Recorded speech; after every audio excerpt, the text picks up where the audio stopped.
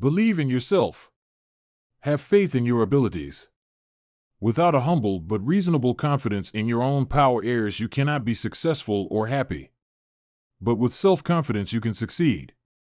A sense of inadequacy interferes with the attainment of your hopes, but self-confidence leads to self-realization and achievement.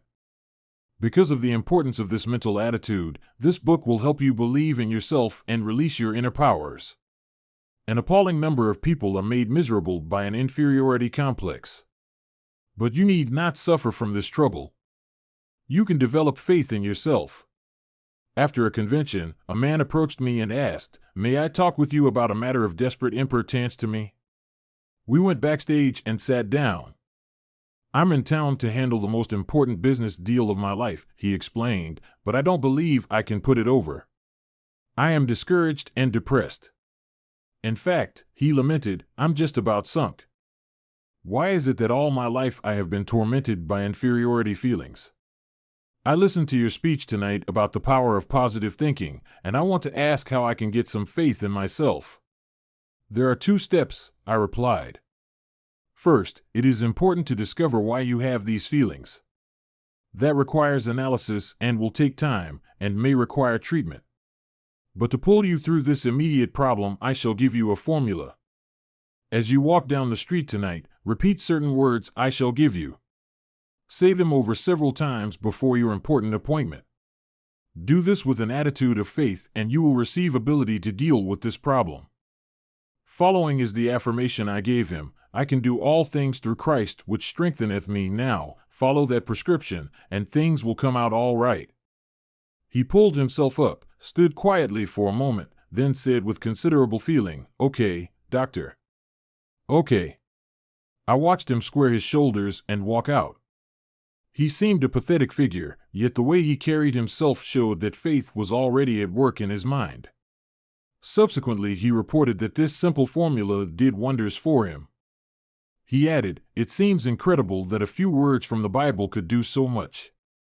Of the various causes of inferiority feelings, not a few stem from childhood. My own story is a perfect illustration. As a small boy, I was painfully thin.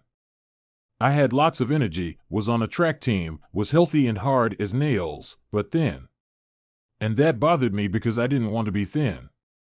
I longed to be hard-boiled and tough and fat. I did everything to get fat. I drank cod liver oil, consumed vast numbers of milkshakes, chocolate sundaes, cakes and pies, but they did not affect me in the slightest. I stayed thin and lay awake nights thinking and agonizing about it. I kept on trying to get heavy until I was about 30, when all of a sudden I bulged at the seams. Then I became self-conscious because I was so fat, and finally had to take off 40 pounds with equal agony to get myself down to respectable size. In the second place, practically every member of my family was a public speaker, and that was the last thing I wanted to be. They used to make me speak even when it filled me with terror. I had to use every known device to develop confidence in what powers the good Lord gave me. I found the solution in the simple techniques of faith taught in the Bible.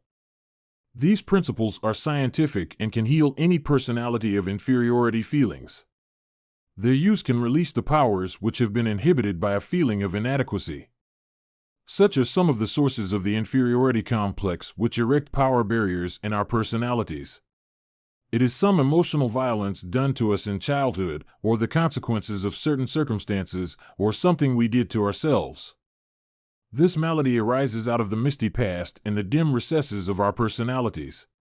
Perhaps you had an older brother who was a brilliant student.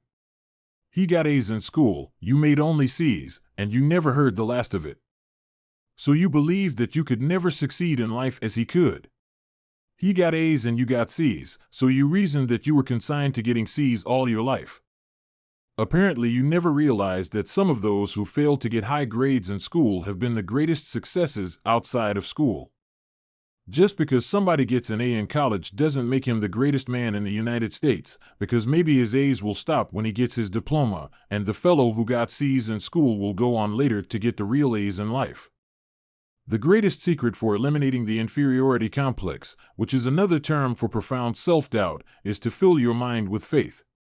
Develop tremendous faith in God, and that will give you realistic faith in yourself. Dr. Carl Menninger, the famous psychiatrist, once said, "Attitudes are more important than facts." That is worth repeating until its truth grips you. Any fact facing us, even the most hopeless, is not as important as our attitude toward that fact. You may permit a fact to overwhelm you mentally before you start to deal with it. On the other hand, a confident thought pattern can modify or overcome the fact. So if you feel that you are defeated and have lost confidence in your ability to win, sit down, take a piece of paper and make a list, not of the factors that are against you, but of those that are for you. If you or I think constantly of the forces that seem to be against us, they will assume a formidable strength they do not possess. But if you mentally visualize and affirm and reaffirm your assets, you will rise out of any difficulty. Your inner powers will reassert themselves and, with the help of God, lift you to victory.